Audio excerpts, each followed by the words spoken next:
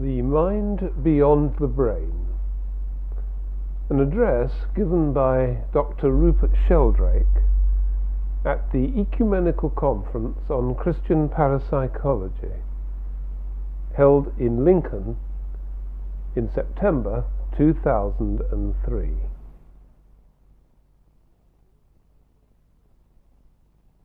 The idea that I'm going to be talking about this evening is the idea that our minds are much more extensive than our brains, that they stretch out into the world around us. I'm not here talking about, the life after death, out of the body experiences. I'm going to be talking about the mysteries of everyday life, the kinds of things that we don't understand that are happening all the time. And of course, the thing that from a scientific point of view is the least understood thing of all is consciousness and the mind. The normal view, of course, in science, the materialist theory, is that the mind is the brain. Mental activity is brain activity. It's all inside the head. But what I'm going to be suggesting is that even in perfectly ordinary everyday life, like now, our minds extend far beyond our brains. They do so through fields. These are a species of what I call morphic fields. I won't have time to go into the theory very much, but what I'm going to be talking about is evidence for this extension of the mind. We're used to the idea of fields stretching out beyond material objects, from magnets, for example. A magnet is a material iron bar that has a magnetic field within it, but also around it. The field of influence of the magnet is much more extensive than the material limit of the magnet itself. There's a field around it. The same is true of electrically charged objects. The same, of course, is true of the Earth. The Earth's gravitational field is what keeps the Moon in orbit around it, and satellites, and we're kept in orbit around the Sun by the Sun's field. So we're familiar with the idea of fields being more extensive than material objects from physics. Another modern example are mobile phones. The mobile phone, of course, depends on the electrical activity going on inside it, but it wouldn't work unless it also had this invisible field stretching out beyond the surface of the phone.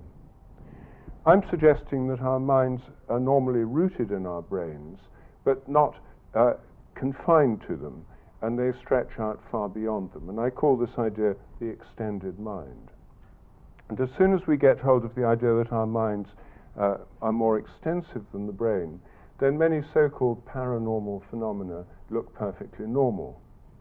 We've had some discussion on this theme already today, but what's called paranormal by many scientists is only paranormal from the point of view of the materialist theory. Many of the things I'll be talking about today, like telepathy in connection with telephone calls, these are perfectly normal things that happen to most people. So it's not paranormal in the sense it's weird, extraordinary, only happening to a few medieval mystics or something like that. These are ordinary things happening to ordinary people in everyday circumstances. By any normal criterion, these are normal phenomena. They're only paranormal if you define the normal in terms of a particular theory, namely the materialist theory. I'm going to argue that many of these phenomena are normal, natural, biological, and in fact animals are much better at many of them than we are.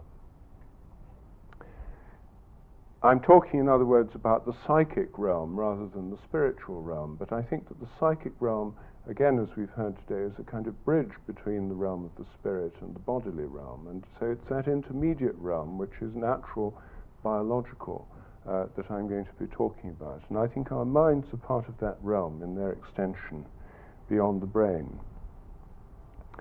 Now, to take a concrete example straight away, vision. Consider what's happening when you see me standing here now. The standard theory of vision is that light's reflected from me, goes through the electromagnetic field, enters your eye, goes through the lens, an inverted image forms on each retina, causing changes in the cone cells. Electrical changes are triggered off in the optic nerve, which go up into the brain and cause a complex pattern of electrical and chemical change inside your brain. Well, so far, so good. All that's been studied in detail. We have a lot of information from neurophysiology about the nerve processes.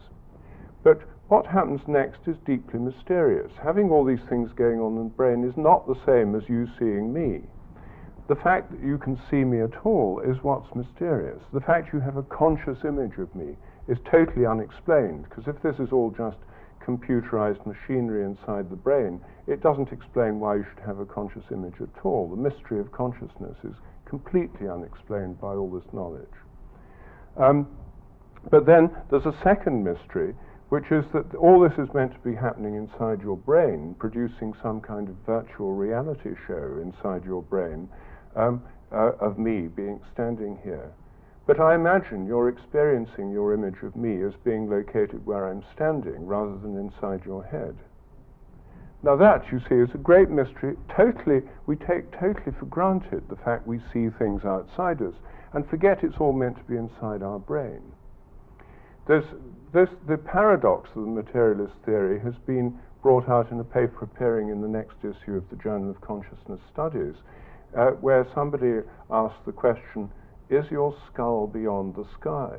Because if all our experience is inside our brain, everything in this room's inside our brain, everything you're experiencing, when you look at the stars, those are meant to be inside your brain. So your experience of the stars, which seem so far away, is meant to be in your head, which means your skull must be beyond the stars. That's the standard view. What I'm suggesting is that your image of me is located exactly where it seems to be, namely here. This theory is so simple, it's very hard to grasp. And the theory is that vision involves a two-way process. Light's coming in, and you're projecting out everything you see around you. It's in your mind, but it's not in your brain. It's projected out by your mind. Your mind's out there as well as in here. So your image of me is located where I seem to be. Our perception, and the perception of animals, not just of people, involves outward projection of images through fields. You could say, one possible explanation is that this is in some sense a kind of reverse of the electromagnetic field. Consciousness rides on a kind of reverse of the photon, and some interpretations of quantum theory say that when the light comes one way, there's a reverse wave of no known function going the other way. And maybe that's part of it. Or maybe it's something quite different. We don't know the details, but what I'm suggesting is that when we look at something, our mind reaches out to touch what we're looking at. So when we project the image, which normally coincides with what we're looking at, so your image of me is superimposed on where I actually am. Normally, our images correspond very well with what's in the world around us, and if they didn't, we'd be bumping into things all the time. Natural selection would work strongly in favor of an accurate projection of images.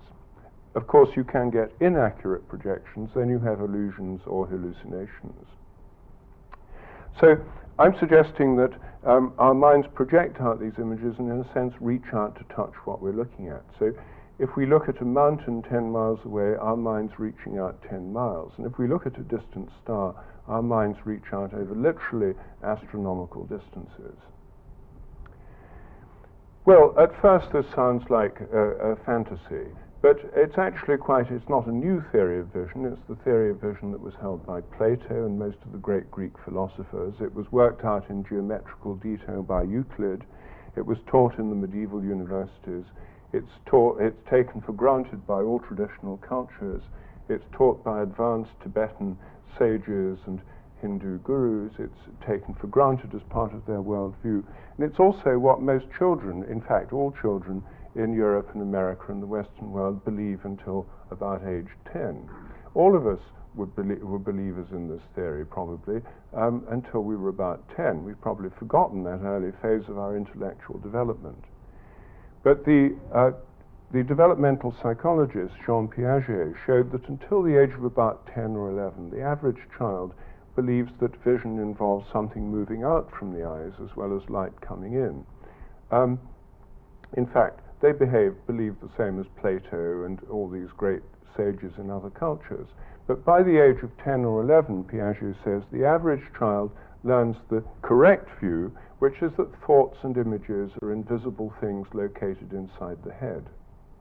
Now, the funny thing is that although this is the correct view, and we've all learned it at an age long before we were capable of criticizing it or realizing it was a mere theory or assumption, the amazing thing is how very little evidence there is for it. No one's ever seen an image inside anyone else's brain or inside their own. It's completely theoretical structure with virtually no substance.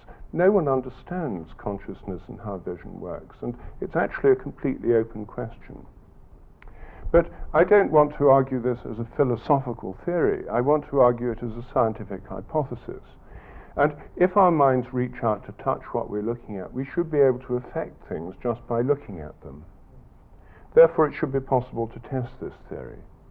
And let's not just take any old thing. Let's take a person, for example. If I stand behind somebody, they don't know I'm there, that they can't see me, smell me, hear me, touch me. They don't know I'm there. I've crept up behind them, maybe even looking through a double-glazed window. And if I stare at the back of their neck, could they possibly feel my gaze? Could I affect them by looking at them? But as soon as you put the question that way, you realize that we're talking here about a very well-known phenomenon, the sense of being stared at. Most people have had the feeling of turning around to find someone's looking at them. Most people have also had the experience of staring at somebody from behind and seeing them turn around. The surveys show that the vast majority of the population have had these experiences, even the vast majority of children. There is a sex difference, a small sex difference in this. More women than men have experienced being looked at, and more men than women have experienced looking at others and making them turn around. Nevertheless, the vast majority of both sexes have experienced it both ways round, and I imagine most people in this room know what I'm talking about from experience. So what's going on in this sense of being stared at? What does science have to tell us about this? Well, when I first got interested in this, I looked up the literature to find out what does science say about this. I couldn't find a single thing. I even asked my colleagues in the Society for Psychical Research, and I didn't find anybody there who knew anything about it, except one person referred me to a paper in the 1950s in the journal. And that was it. In fact, the total number of published papers on this subject between 1890 and 1990 can be counted on the fingers of one badly mutilated hand. There are 3. And 2 of them were by skeptics saying it's rubbish, it doesn't happen. And one was an investigation in the 50s by a Dutchman who did some simple tests and said, yes, it does happen. But there's been an almost complete taboo on investigating this topic, even within parapsychology. Well, when I thought about it, I realized this is actually rather a simple thing to test. And I've developed an extremely simple experiment, which anyone can do. You need 2 people to do it. It doesn't cost anything. It's so simple a child can do it. And in fact, tens of thousands of children already have done it. It's been done very extensively in the school system in Britain, Germany, America, and in some other countries. I'll explain the experiment so you see just how simple it is. It involves 2 pieces of apparatus. One is a blindfold. I use these airline blindfolds because they're free, at least if you buy an airline ticket. So the subject wears a blindfold. Another person sits behind them, and the other person behind them either looks at the back of their neck or looks away and thinks of something else. And to indicate when a trial's beginning, there's a series of randomized trials. So you either look or you don't look. It's in a random sequence. The simplest randomization is by tossing a coin. Heads look, tails don't look. So you're the subject. You're here with the blindfold on. The person behind you has tossed the coin or looked at the random instruction sheet. They know whether they're going to look or not. They signal the trial begins with a click on a mechanical clicker. Standard click. And then you have to guess, looking or not looking. Are you being looked at or not? People guess within 10 seconds. You can't really feel much about it, you just guess. It's best just to guess. If you try and feel too much, you confuse yourself and it doesn't work as well. So with this exceedingly simple experiment, which can be done over any distance, the more secure form of the experiment we do through plate glass windows. We have children sitting inside school classrooms or laboratories looking at others sitting outside. Of course, we've done this with adults too, but children are more sensitive. And I've found that school teachers are very open to doing this in schools, because most of them are well aware of the power of the gaze. It's part of their stock in trade.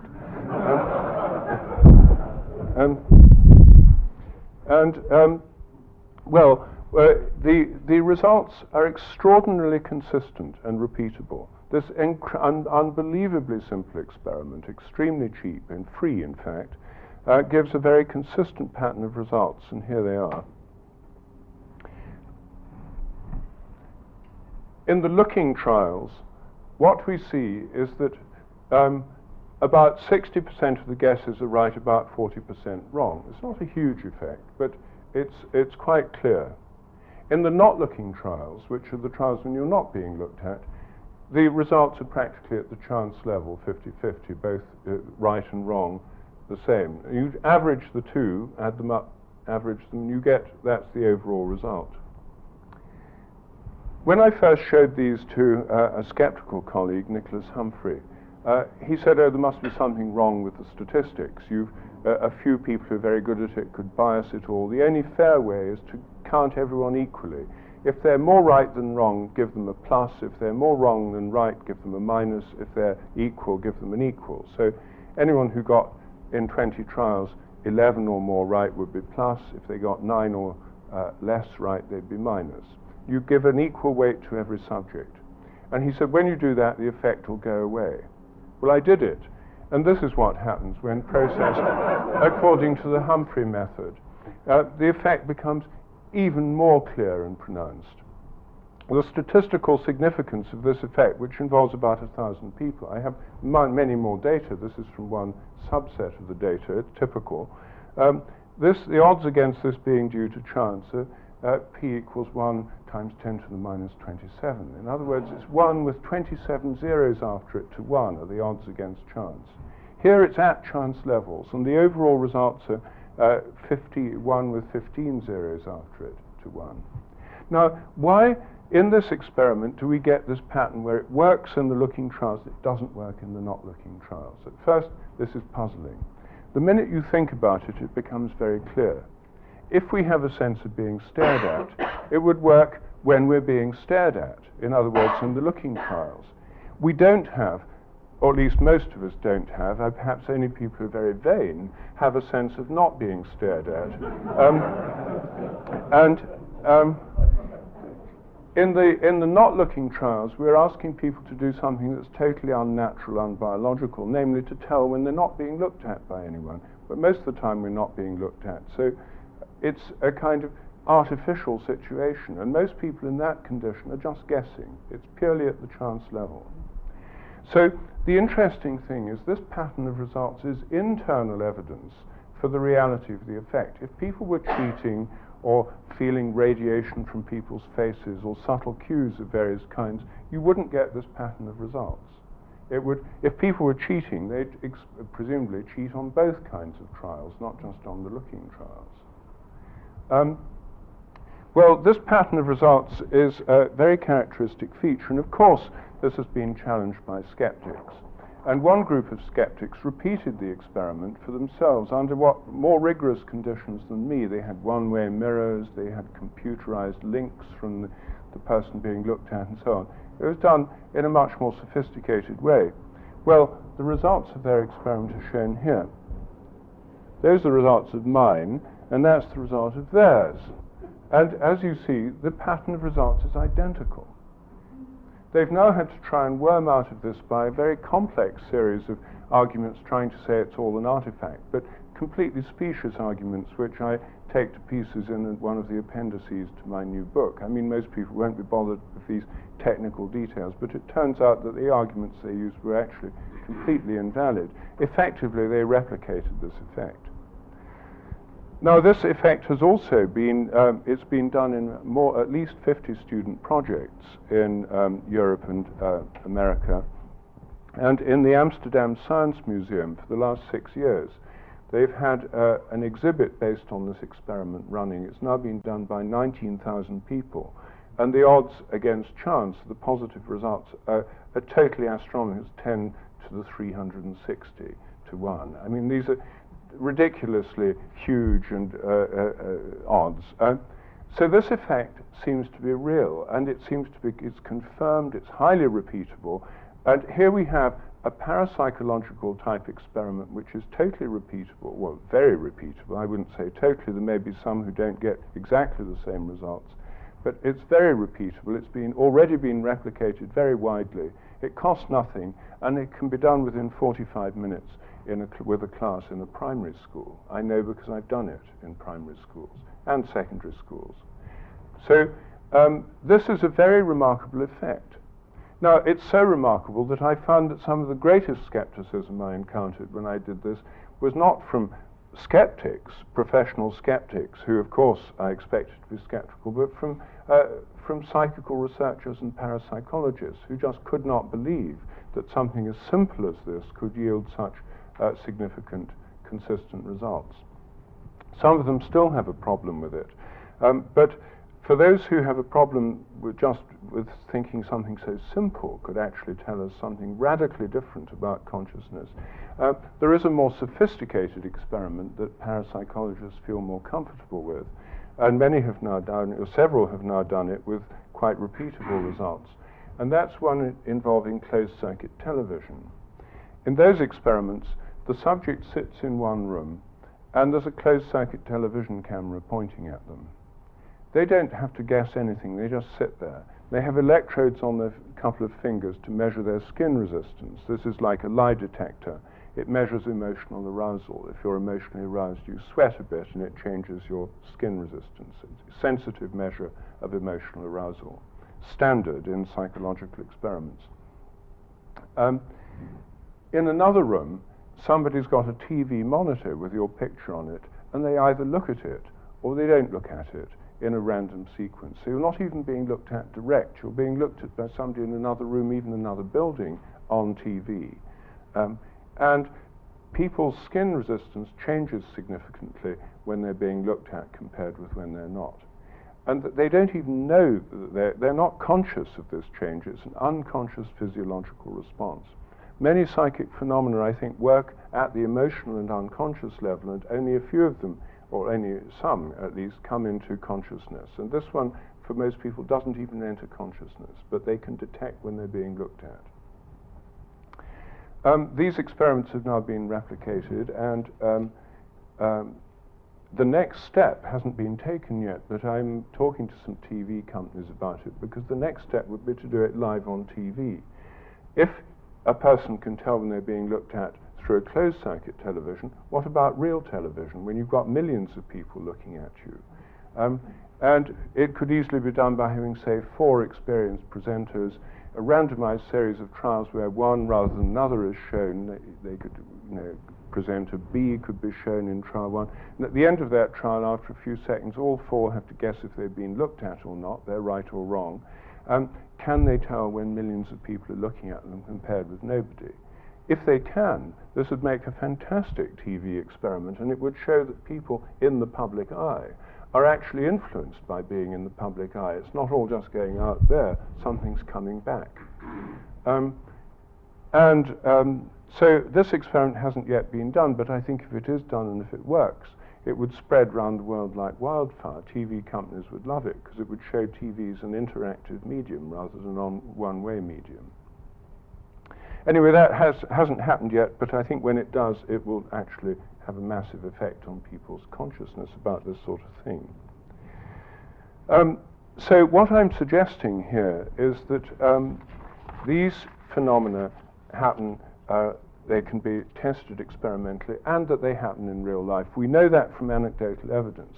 But without boring you with huge amounts of extra evidence, and I summarize it in my book, this is also, of course, well known to people from their own experience. In the Chinese and Japanese and Oriental martial arts, the sense of being stared at is very well known. People actually do exercises to increase their sensitivity to it. It helps enormously to know if someone's creeping up behind you with evil intent. In the SAS, people are trained that if they're creeping up behind someone to stab them in the back, you don't stare at their back, because if you do, they'll turn around and shoot you first. I've interviewed large numbers of private detectives, surveillance officers, and security guards. There too, this is well known. If you're a private detective, those of you who've been on a private detective training course, perhaps not many, but if any of you have, you'll know that one of the first lessons in shadowing somebody, if you're going to be following someone, is don't look at them. I mean, you have to look at them a little bit, otherwise you lose them, but you look at them the absolute minimum, because if you walk along following someone, staring at their back, they turn round and they see you and your cover's blown. It's also, I interviewed store detectives, the drug squad at Heathrow, and people like that, and they're also convinced that people can tell when they're being watched through closed-circuit television. Most people don't notice, but the criminal class, who they say are unusually security conscious, are very good at telling when they're being seen. So the Harrods store detective told me that they were watching a couple of women shoplifting shoes, putting them in a bag, through a hidden security camera. And someone said, look, they're doing this, and they grouped around, they were watching them intensely, and the women suddenly started looking around to see if there was a hidden camera, and then put the shoes back and walked out of the store. So there's a lot of real-life evidence from the people whose job it is to watch others. Britain has more CCTV security cameras than any other country in the world, and there are thousands of people whose job it is to watch others all the time, and they're a mine of information about this kind of thing. This affects animals too. Many animals can be affected by being looked at. Many people have found they can wake their sleeping cat or dog by staring at it. Many people have found they can wake sleeping babies by staring at them, and therefore try to avoid staring at them. Many people have found they can tell when they're being looked at by animals. In order to find out about this, a lot of people have stories about being looked at by crows or owls or dogs or cats, and they suddenly feel they're being looked at, and they wonder, who's spying on me? And they turn around and they see it's a bird. So, and owls and crows are particularly good at this, and people find it's an animal looking at them. I've also been through the archives of big game hunting, and particularly interesting are the accounts of Jim Corbett, in his book Man-Eaters of Kumaon, where he talks about his shooting of man-eating tigers in India. He was convinced on many occasions his life had been saved by feeling this prickling at the back of the neck and knowing that a hidden tiger was looking at him. He always took these warnings seriously, and he thinks they saved his life. I think this points us towards what could be the evolutionary origin of this phenomenon, which is in predator-prey relationships. If prey animals can tell when predators are looking at them and get out of the way, it would obviously be of great advantage. The eye first evolved about 530 million years ago in the Cambrian. That's when eyes first appeared, and at that time there was an explosion of new forms of life, the so-called Cambrian explosion, when there was a vast proliferation of animal life, coincided with the evolution of the eye. And there are some people who feel that who say that it happened because of the eye, because it now enabled predation, a whole evolutionary explosion, because animals could see others at a distance. Predators got a big advantage, and then prey developed all sorts of protective measures and so on. So this could go back a very long way. And I think it's because of this predator-prey background that, in fact, the taboos that have inhibited research have grown up. Because in most cultures, not ours perhaps at the moment, but in the past, in many other parts of the world, there's a great belief in the power of the gaze, especially the negative effect of the gaze, the evil eye. And those of you who've traveled in Greece, Turkey, the Middle East, India, will be very familiar with this. Many people there have amulets and protections against it. The Greek church has a whole set of prayers for protection against the evil eye. Then it's an official part of Greek Orthodox Christianity, that there are prayers for protection against it, because it's so widely believed in those cultures. The belief is, of course, that if you look at somebody with malice, particularly with envy, then you blight what you look upon. And people are very frightened of the look of envy in our culture. People seem to cultivate envy. It's considered, the whole advertising industry is based on making people more envious. But in traditional cultures, to be envied is dangerous, and people will go out of their way to avoid it. So the evil eye and the protective amulets against it, which are very often eyes, recall the protective devices in many animals of eye spots, as in the peacock butterfly, which protect them against predators, because a predator going near one of these, an animal with big eye spots, sees eyes looking back at them, often quite big and scary eyes, and they usually back off. This is a very deep-seated reflex. So I think that when we see that, the evil eye, I don't know whether the evil eye really works or not, I've not investigated it, but the sense of being stared at certainly seems to show a real power of the gaze. So there's a vast field of research here, totally untapped. The natural history of predator-prey relations and looks is unexplored. But I think that it makes a lot of sense of folklore, culture, and indeed of the taboo in our culture against this phenomenon. Because when the evil eye was classified as a superstition, I think the sense of being stared at got classified as a superstition with it, and therefore ruled out beyond the pale of rational discourse, and therefore outside the pale of people within the tradition of rationalism discussing or considering. So even though most people believe in the sense of being stared at and have experienced it, there's been virtually no research until very recently. Anyway, I think in summary there's now overwhelming evidence that this phenomenon happens, both from science and from common experience. And I think it points us towards a completely different theory of the mind, because how could this work if the mind is simply confined to the inside of the brain? My view is that perception involves an outward projection of the mind all the time, as I explained. You could say, well, perhaps the mind only projects out when you're looking at someone with a particular intensity or an emotion. Nevertheless, you'd still have to have at least a temporary outward projection of the mind in order to explain this phenomenon. So that's one whole area which has enormous implications for our understanding of consciousness, and it highlights the fact that the simple act of vision that we all take for granted every day is simply not understood. We don't know how vision works.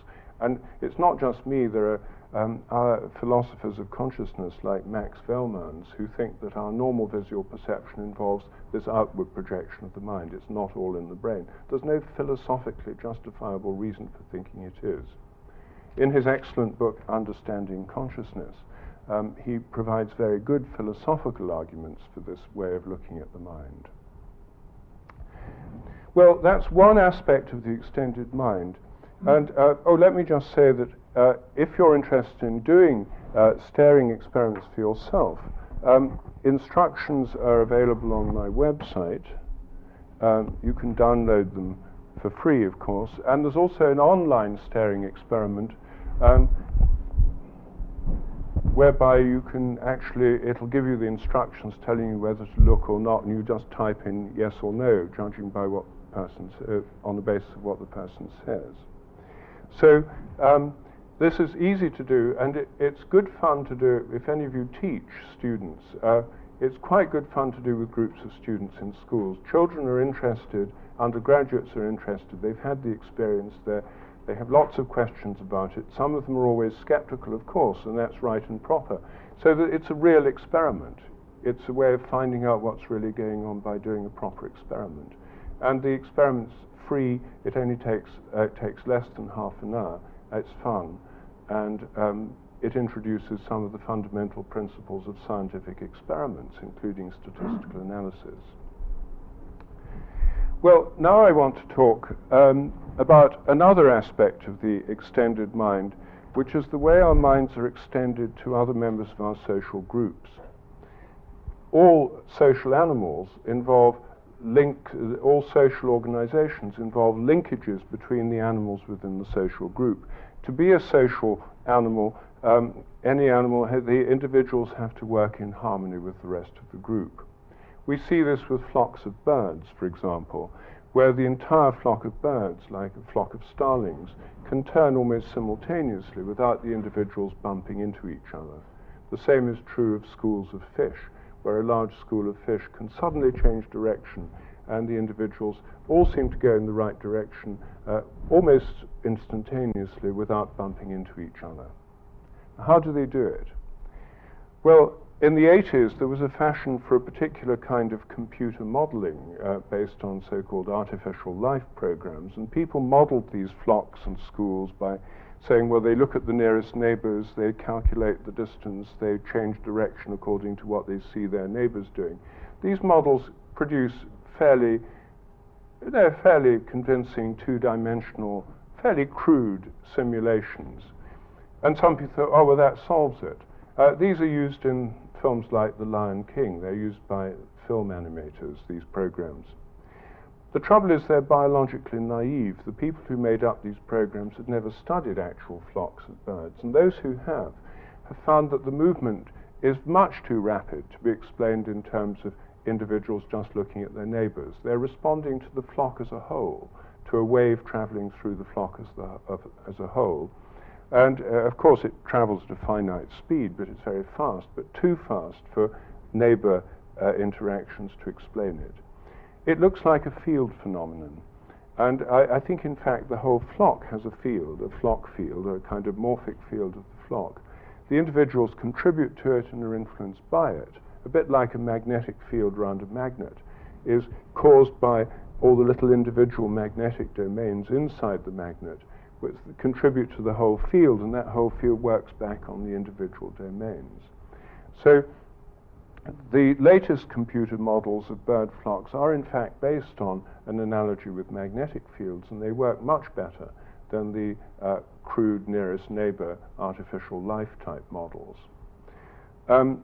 I think schools of fish similarly depend on fields that include all the members. And I think that termite nests, bees colonies, packs of wolves, herds of animals, all these social phenomena involve a field of the whole group. Now, in a pack of wolves, for example, the members of the group aren't always together. The young wolves stay behind in the den, usually with a babysitter. The adult wolves go out hunting, usually ranging over very large distances, tens, even hundreds of miles. And wounded wolves have to hang out and wait for the others. They can't keep up with the pack, so they stay somewhere else. Yet they're all still members of the same group. How do they stay in touch? Of course, they don't have mobile phones, so they can't ring each other up and tell. But I think they do it by the group field stretches. So if one of them goes away, the field doesn't break, it stretches until there's something like a kind of invisible elastic band connecting them. And I think a change in one can affect the others. And I think this is the basis of telepathy. I think it's based on group fields and the way individual animals are interconnected at a distance, and indeed when they're close together. And there's observations of separated wolves in the wild suggest they do indeed have some kind of telepathic communication.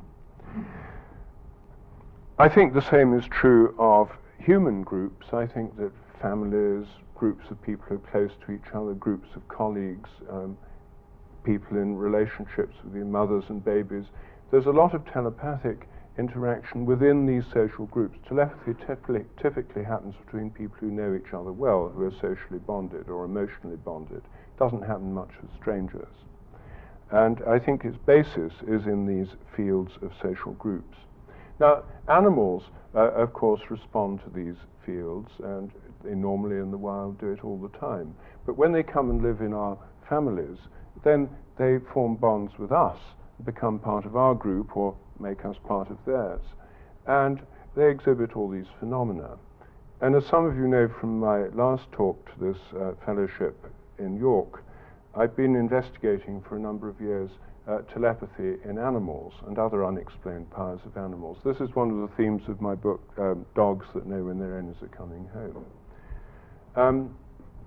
I found that many pet owners, about 50% in fact, think that their animals pick up their thoughts or respond to their intentions in a way that seems telepathic.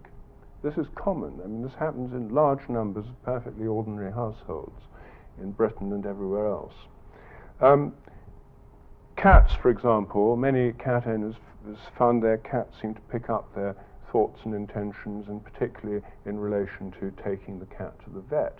The cat disappears.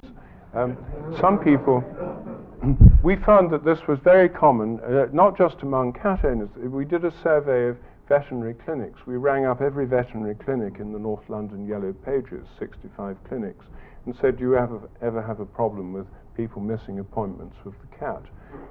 64 out of 65 said it happens all the time, and the remaining ones said it happened so often they'd stopped having appointments for cats. People just have to turn up with the animal. We found that some people, it happened so often that of course they avoided trying to letting the cat see the carrying basket, and some people, to avoid having the cat overhear them making the appointment with the vet on the telephone, made the appointment from work and then went home to pick up the cat on the, but the cat had still gone even though they'd made the appointment. So that's a common one with cats. With dogs, one of the common things is, and cats, is knowing when owners are coming home. And this is the theme of my book. I've talked about it before, so I'll very briefly summarize this. Many dogs and cats wait at the door or window when their owner's on the way home. Nobody thinks this is odd if it only happens a minute or two before, because it could be hearing familiar footsteps, crunch of car wheels on the gravel, and so forth. But some dogs and cats do it 10 minutes, even half an hour in advance. Then no one would think this odd if it's at a habitual time, and in some cases it is. But where it begins to look very interesting is when people don't work regular hours or go out on shopping trips and so on, and the animal still knows. I've had more than 50 accounts from women who say that their husbands work irregular hours as lawyers, taxi drivers, or whatever, journalists. But they always know when their husband's on the way home because the dog goes and waits at the door, so they know when to start cooking dinner so it's hot on the table when he gets home. So this is sort of taken for granted in a lot of households.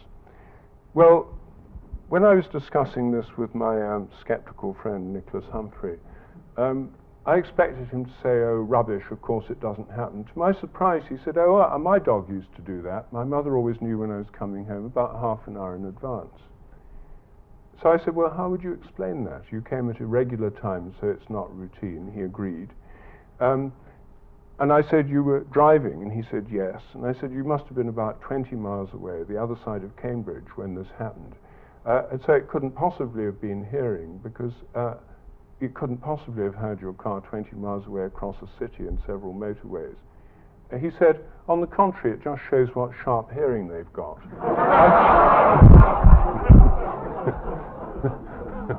So this is typical of the kind of argument you have with skeptics. They always make up some argument like that.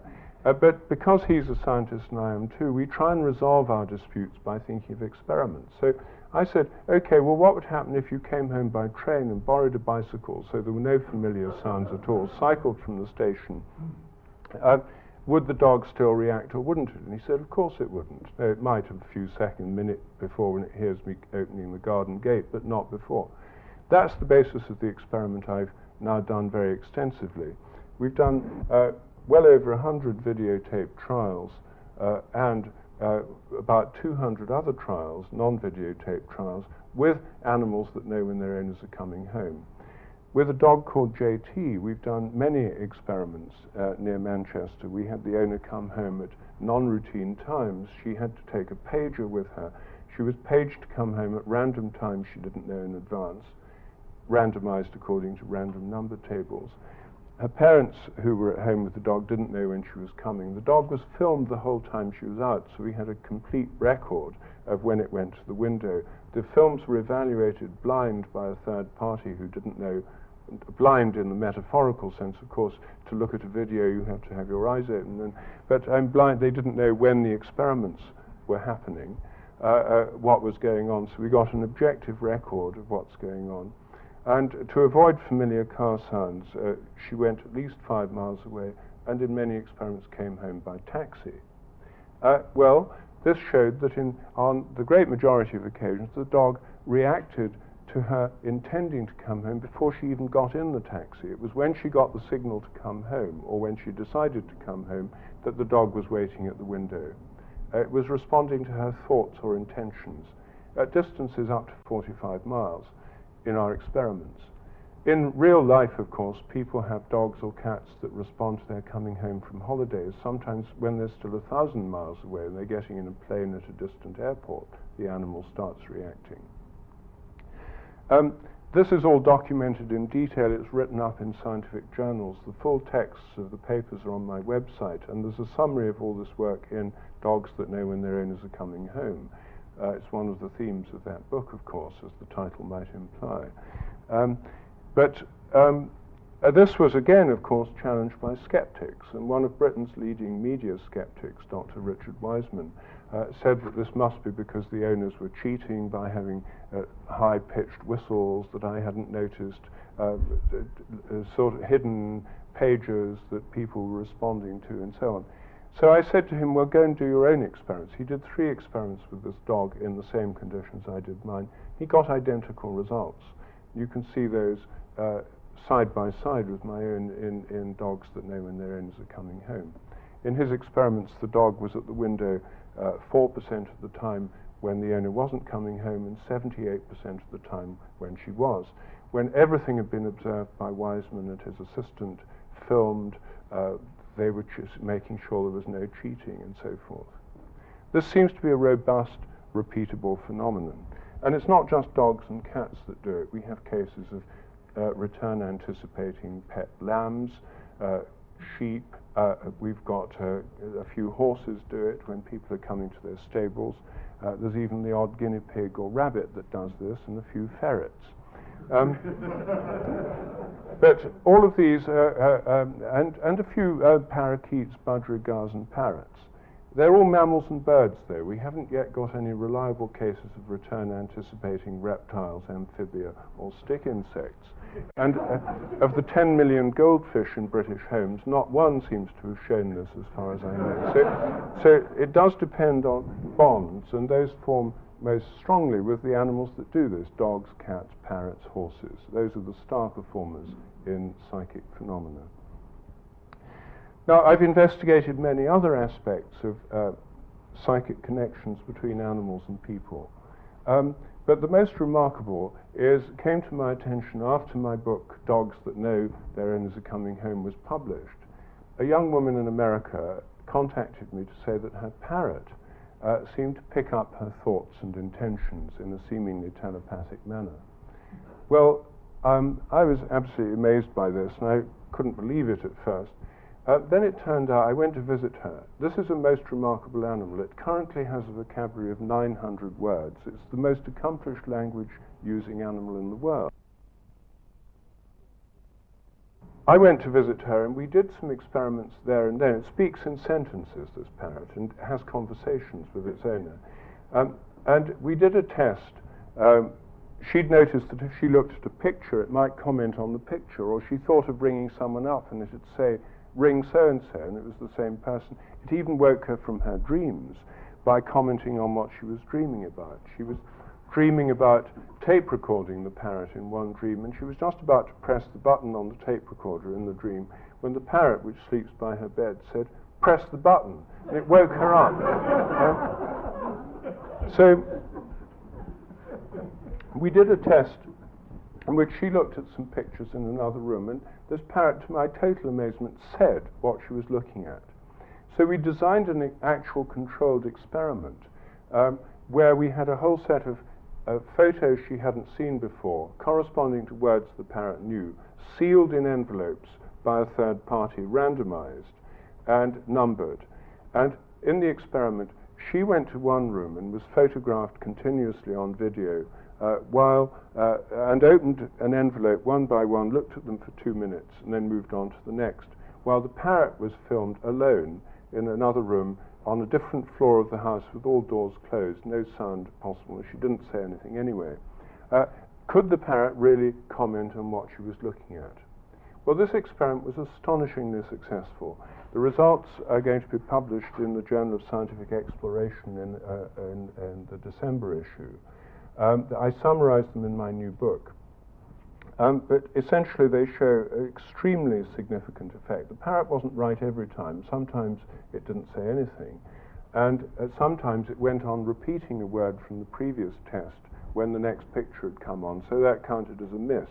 We couldn't explain to the parrot the test lasted 2 minutes long. And in fact, clever though it is, we couldn't really explain that it was part of a parapsychological type experiment. So it was at a disadvantage compared with a human subject. Nevertheless, it did a great deal better than most human subjects do in formal telepathy tests.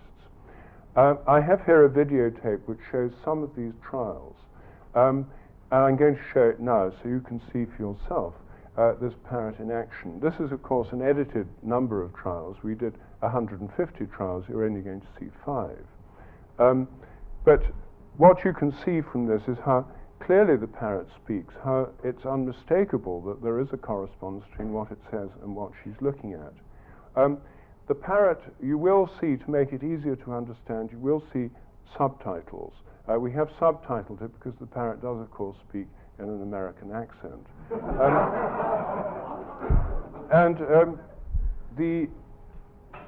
Once you've heard the introductory bits, the voice you'll hear is the parrot's voice. A lot of people just can't believe that it's the parrot speaking because it sounds so like a person, it speaks in sentences.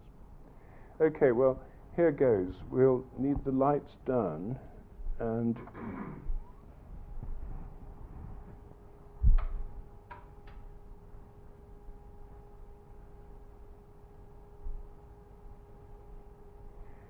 the owner is called Eme Morgana, the parrot is called Nkisi. It's an African grey.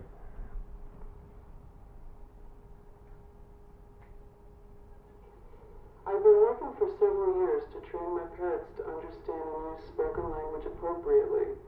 Due to their ability to communicate through meaningful speech, I discovered by accident that they seemed able to read thoughts. They would often describe vocally what I was looking at, reading, or even thinking that they could not have known of any other way. I had never done anything to try to train or reward them for this. They just seemed to do it as part of their expression of our bond. This was happening so frequently that Rupert Sheldrake and I decided to perform these controlled experiments to study it.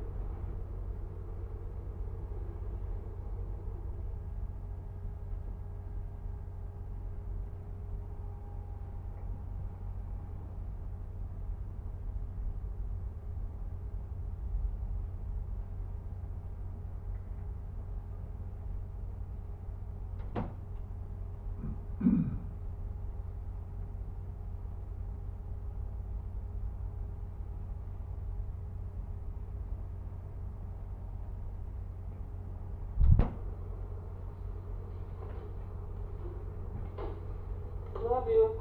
See you later. So that's to show the two cameras are in synchrony. Okay?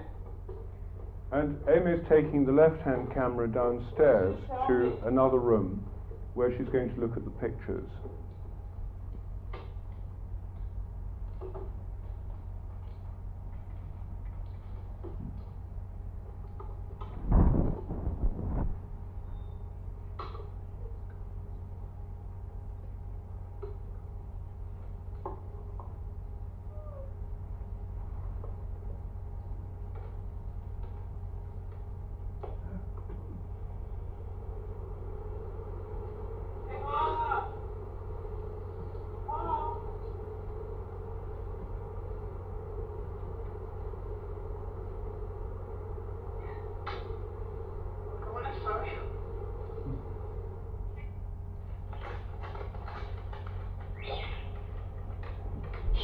From now on, you're just hearing the parrot.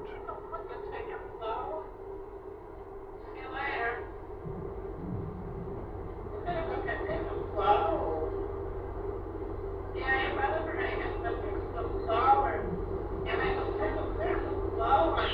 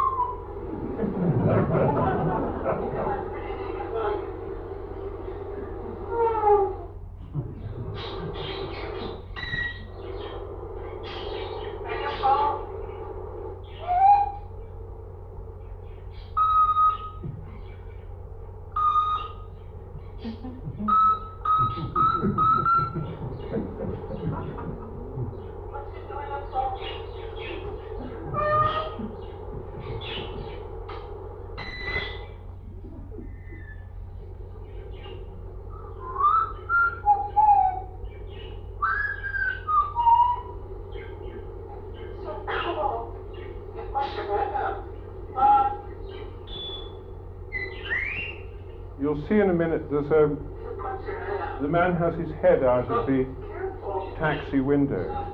That's what Aimee was looking at the time. Head out wasn't on our list of key words, so this counted as a miss, although it's clearly a hit.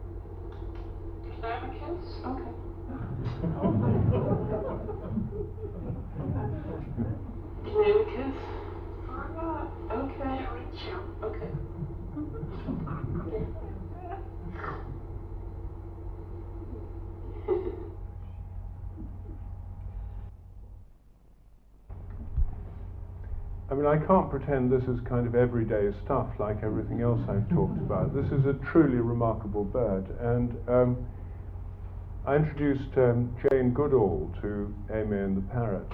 Jane thinks this is one of the most remarkable animals around at present, because not only, the most interesting, I mean, the telepathy is a byproduct of what Aimee is doing. She's studying language use by this bird. And it's quite remarkable. This bird uses the word I in a meaningful context. It seems to have what psychologists call a theory of mind. It makes grammatical errors of the kind children make when learning language. It says things like, I gived it to him, showing that it's trying to learn syntactical rules.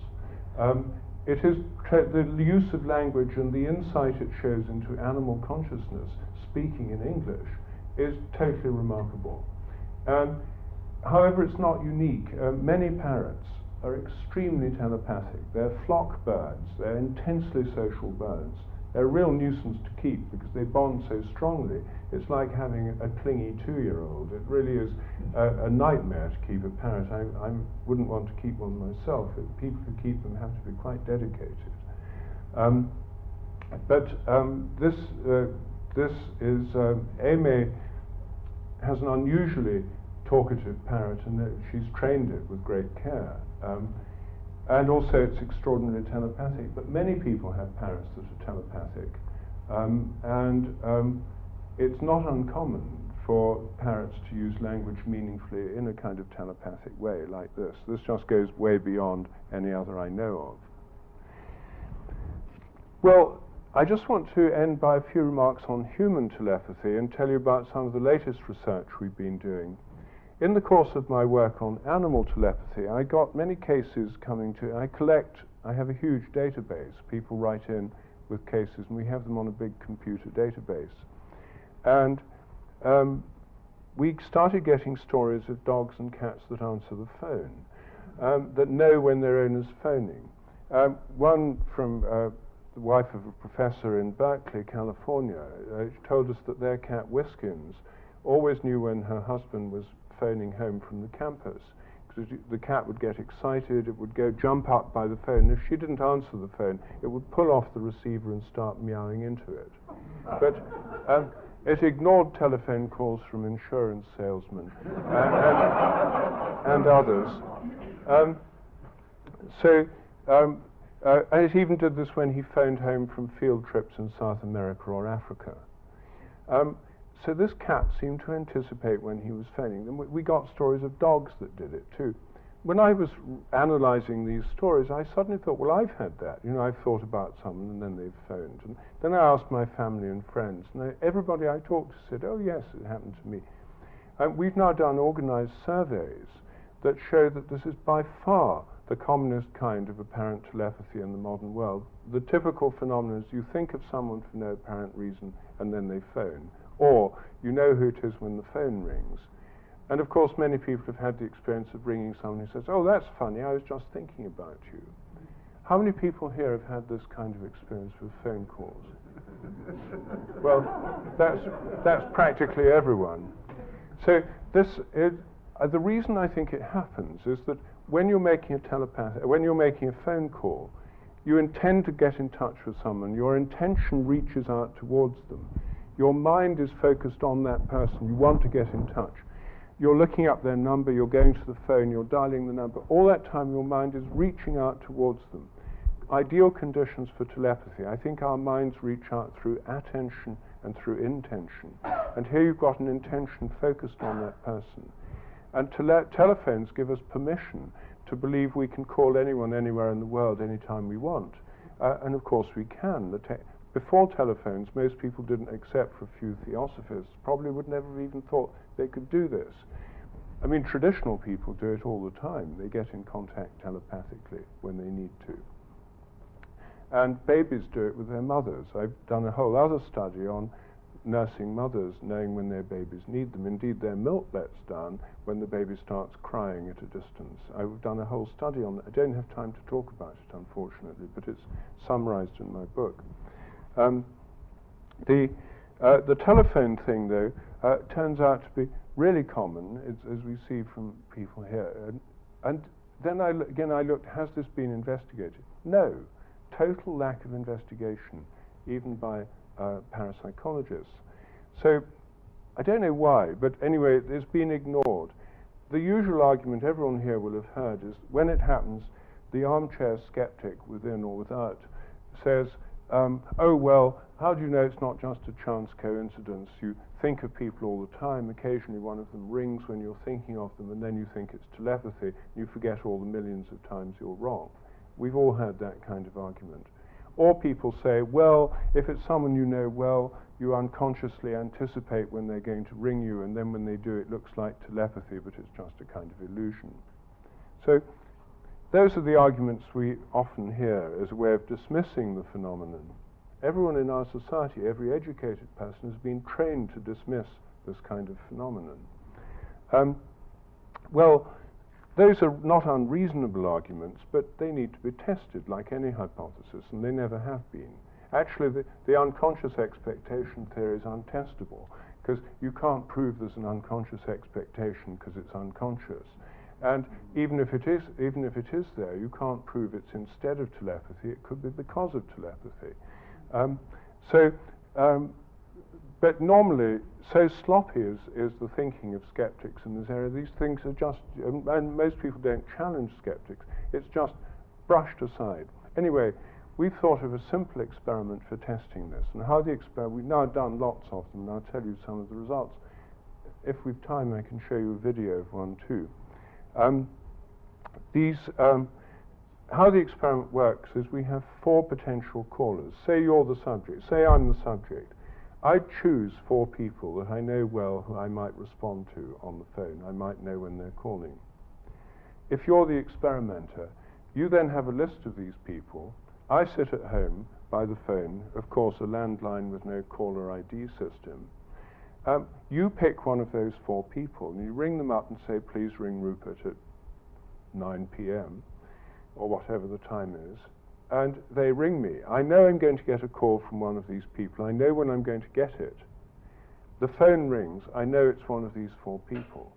Before I pick the phone up, I have to guess who it is. I think it's John. I think it's Jill. I make the guess, and then when it picks up, I say, hi Jill, or hi John, or whoever I think it is, or hello Tom, or whoever you think it is. You're right or you're wrong. If you were just guessing, you have a 1 in 4 chance of being right by chance. The success rate by chance would be 25%. Well, we've now done hundreds of these experiments, and the success rate is vastly above chance. It's not right all the time, but in our first series of experiments done in between 1999 and 2001, we did tested 63 subjects, a total of 571 trials. The mean chance expectation is a quarter of that, 142.75. Actually, 231 was successful, 40% as opposed to 25%. The statistical significance of this is 4 times 10 to the minus 16. That's 16, 1 with 16 noughts after it, 4 with 16 noughts after it, to 1, against this being a chance effect. This is massively, massively significant. It's also very repeatable because most subjects score positively. These experiments, however, were not filmed, and it would have been possible for people to cheat. And of course the skeptics said, well, of course they'll all be cheating. I think it's very unlikely that most people would be cheating, but then to check that, of course we have to check that. We did a series of detailed experiments where we filmed the subjects continuously on videotape with time codes. Any video on which they got another phone call or left the camera was disqualified. This was to prevent them getting emails or mobile phone calls to tip them off, to avoid any kind of cheating.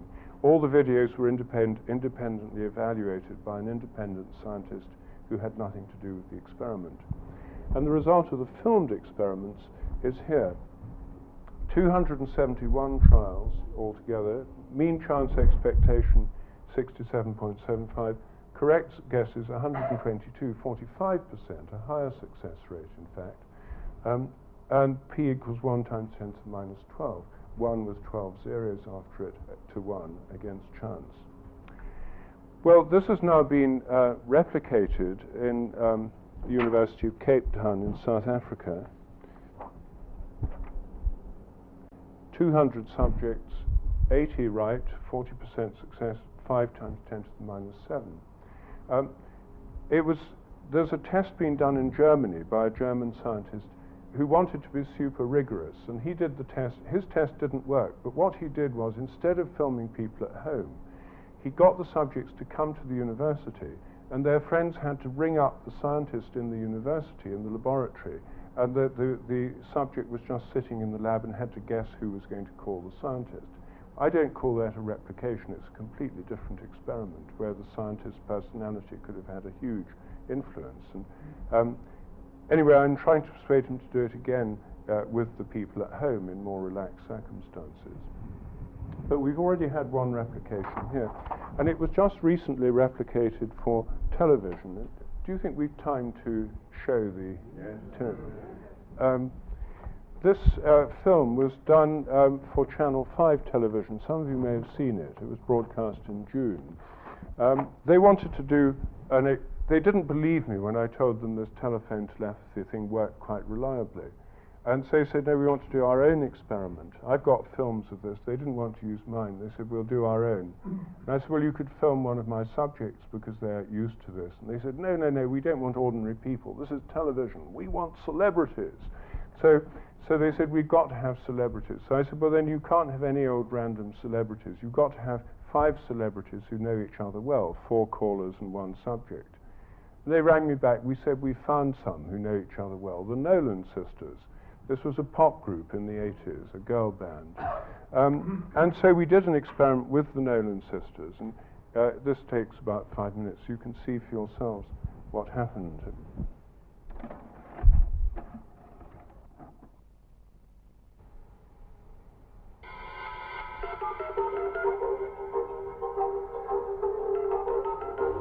If you look at the modern world, despite all discouragement, most people believe that they've had telepathic experiences. And interestingly, the most common kind of telepathy in the modern world is precisely one that's grown up alongside technologies. In other words, telepathy connected with telephone calls. So many people tell stories of telephone telepathy, but Dr. Sheldrake devised a test to see whether someone could predict who, out of 4 people, was calling them. The probability of being correct by guesswork alone was 25%. We've now completed 1,000 of these trials, and the average success rate is 42%, which is hugely significant statistically. People certainly aren't right every time, but it's way above what you'd expect by chance. So, is telephone telepathy real, or is it just a figment of the imagination?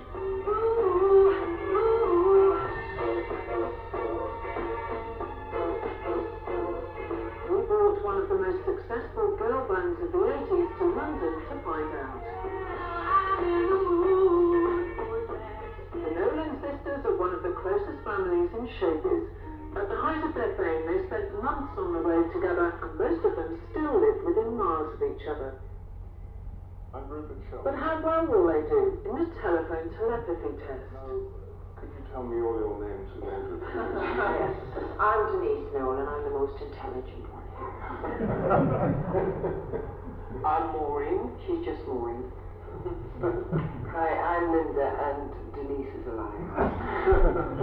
I'm Colleen. Colleen is the youngest, and I'm Anne. I'm the eldest. Why do you say that? Because I want you to stand with a good age. You don't. Lovely. The first stage of the experiment is to decide which of the sisters will be the receiver. So 4 of you are going to stay here. One of you is going to go to the hotel and try and guess which of the others is phoning. So we've got to pick the person to do that. It's got to be Colleen. Colleen is nominated by her sisters because she's the youngest. While she's driven a mile away to the other location, Dr. Sheldrake allocates each of the other sisters a number between 1 and 4. For each trial, a throw of the dice will determine who will be the caller. So we're going to start now with the first one. I'm going to throw the die. 2. There you are, Maureen. So you've only got 2 minutes.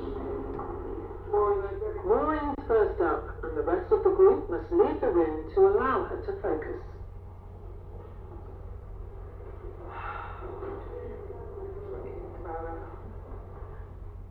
When the phone rings, Colleen will have to say who she thinks is calling before she picks up. Right. Maureen. Maureen. Yes! Oh, yes! Yes! Thank God for that. Thank you. Lovely talking to you. Oh, bye. Bloody hell.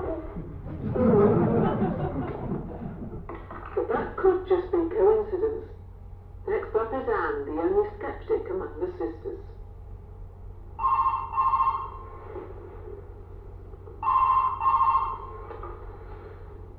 Denise. No, you're wrong. With 4 sisters to choose from, if it's purely guesswork, Colleen should expect to be right 25% of the time by the end of the experiment. Think of your favourite sister. The most talented one.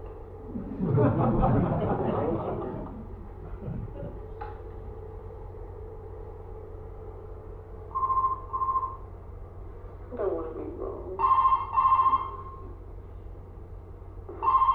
Linda. Linda. Yeah!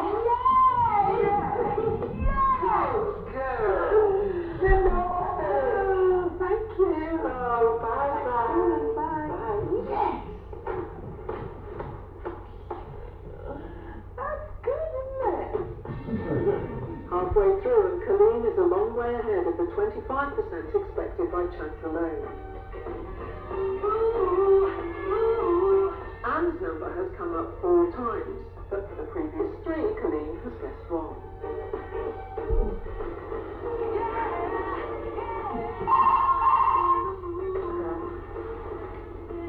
Nice.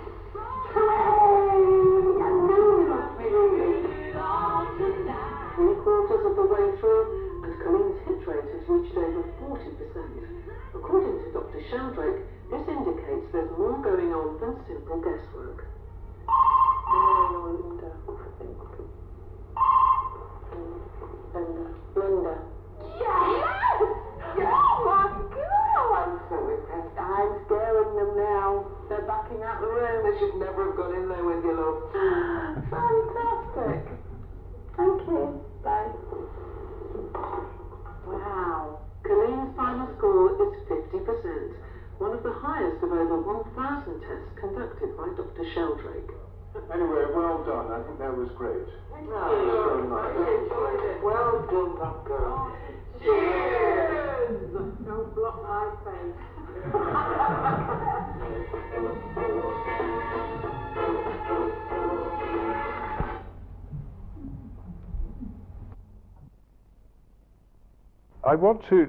I know I'm well over time. I want to say one more thing though, because I'm going to try and ask you for your help in the next set of experiments we're doing. Many people have found that they think about someone who then emails them. The latest development of telepathy is telepathic emails. And we've done a lot of experiments with telepathic emails. 4 emailers, you know you'll get an email at 9 o'clock. At 1 minute to 9, you have to send an email with your guess on it to me or my assistant. So we get it with the time stamped on. Then at 9 o'clock, the chosen person sends you an email with a carbon copy CC to us. So we have the time on that. So we know that the guess happens before the email. Same statistics, 1 in 4, 25%. The results of these, in brief, are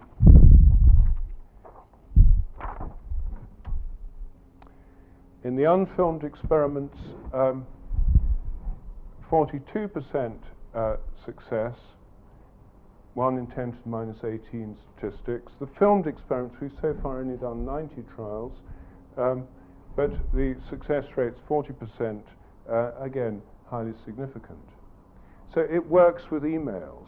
And where I want to ask your help is that we've now got an online email experiment. It means anyone can log on to the internet, they can type in the 4 people they want to do it with, or if you can only think of 2, you can have 2 virtual emailers. The computer does that. And the entire experiment takes less than 20 minutes. So anyone can log on and do a telepathy experiment online, free of charge, virtually instantly. So this is going to make telepathy research almost universally accessible. A great thing for school projects, students, and so forth. But we've tested it. It came online last week for the first time, the experimental version. What we don't know is whether the whole thing will hold up if more than 2 groups log on at the same time. And so to test the system, we need volunteers who don't mind if things go wrong a bit. 20 minutes would be all that's needed.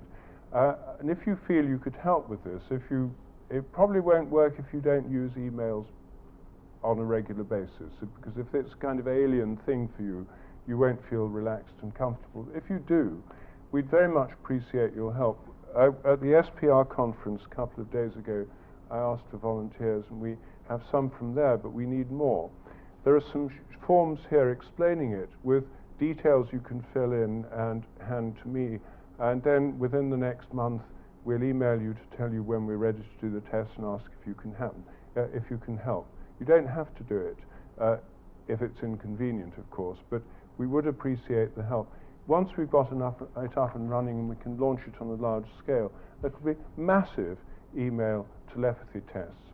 I gave a seminar at Microsoft in Seattle 2 or 3 months ago and told them about this possibility even before we got it working. They're very interested in it. Some of them think it would be, I offered it for their website. If they do it, millions of people would do this experiment. And if it works on a massive scale like that, the question of does telepathy exist would be a non-question very rapidly. It would be decided. They may or may not do it, because some of the people there were worried it would be bad for their public image. Others thought it would be good for their image, so they're debating it now. If they don't do it, some other big company may. In the meantime, we're going to be running it through my website. So if you can give any help, please do. Now, I should stop here because I've gone on too long, but basically what the points I've been trying to make is our minds are much more extended than our brains. They reach out through attention and through intention. They work in every act of perception through social bonds. They connect us at a distance.